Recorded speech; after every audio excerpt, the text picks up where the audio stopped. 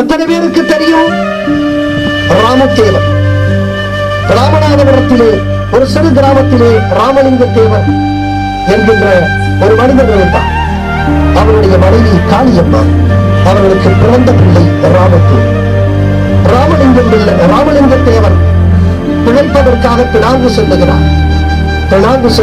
பிழைப்பதற்காக கூட 7 வயது பாலகனாக சிறுவனாக இருக்கக்கூடிய ராமதேவரை அழைத்துக் கொண்டு செல்கிறார். அங்கே ராமதேவர் படிக்கிறார். பிறகு 10-15 ஆண்டுகள் ஆகிறது. அதற்கு பிறகு நேதாஜி வந்துவிட்டார் என்று, சிங்கப்பூருக்கு வந்துவிட்டார் என்ற செய்தி கேட்டவுடன் ராமதேவருக்கு உணர்ச்சி பராவகம். என் தேசத்தை அந்நியரிடத்திலிருந்து நான் மீட்டெடுப்பேன் என்கின்ற ஆயிரக்கணக்கான இளைஞர்களுக்கு எழுந்த அந்த உணர்ச்சி ராமதேவருக்கு. ராமதேவர் INA இந்திய தேசிய ராணுவத்தில் அவர்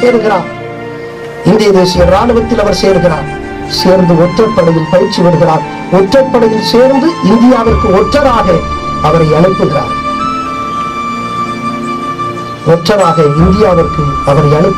நீர்மூழ்கி கப்பல் வழியாக இந்தியாவிற்கு ஒற்றராக ராமதேவர் வருகிறார். ஆனால் வருகிற பொழுதே ஆங்கிலேயர்கள் அதை மோப்பம் பிடித்து விடுகிறார்கள். பிடித்து அவரை கைது செய்து கல்கத்தாவிலே இருக்கக்கூடிய அலிப்பூர் சிறையிலே அங்கே போடுகிறார்.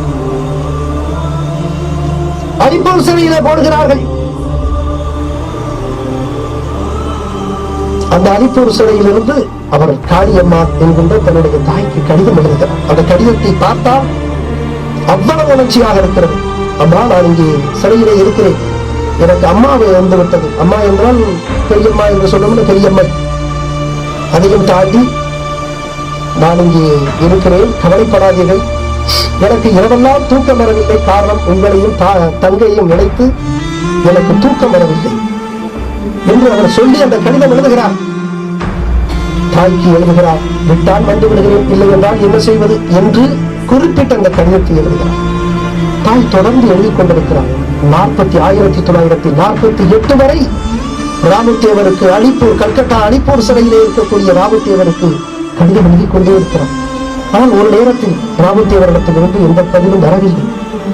பிறகு பார்த்தால் 1948 பாராளுமன்றத்திலே அறிவிக்கிறார்கள், ராமதேவர் அலிப்பூர் சிறையிலிருந்து சென்னை சிறைக்கு மாற்றப்பட்டு 7வது மாதம் 1944 தூக்கிலிடப்பட்டு கொல்லப்பட்டார். அது தெரியாமல் தாய் 48 வரைக்கும் 4 ஆண்டுகள் எழுதி கொண்டு என் பிள்ளை திரும்பி வருவான். அன்பிற்குரியவர்களே, ராமதேவர் தூக்கிலிடப்பட்ட பொழுது அவருடைய வயது 18. தமிழருடைய அளப்பரிய பங்கு இந்திய தேசிய ராணுவத்தில் கொஞ்ச நஞ்சம் அல்ல. எண்ணி பார்த்தாலே அவ்வளவு வேதனையும்